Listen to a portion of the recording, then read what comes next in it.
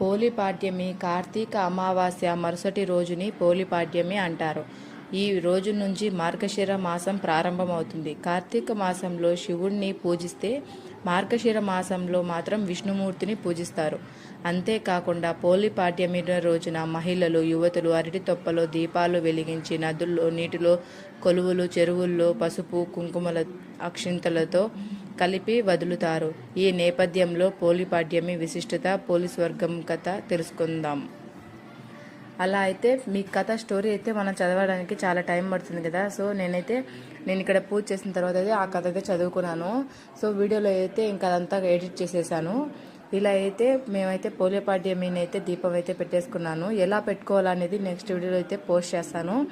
ఎలా ప్రాసెస్ చేయాలని చెప్పి. మనకి అరటి తొక్కలేదు కాబట్టి దాంట్లో ఈ టెంకాయ చెప్ప అయినా కూడా 3 కనులు ఉండే దాంతో అయినా కూడా పెట్టుకోవచ్చు. ఈ మామూలుగా అయితే తులసి కోట దగ్గర అయితే పెట్టుకోవాలి. సో బయట వర్షం వచ్చి ఉండడం వల్ల నేనైతే అందుకని ఇంట్లోనే పెట్టుకున్నాను. ఎక్కడ పెట్టినా కూడా భగవంతుడే కదా అని చెప్పి. నెక్స్ట్ వీడియో కలుద్దాం. ఓకే, మరి బాయ్.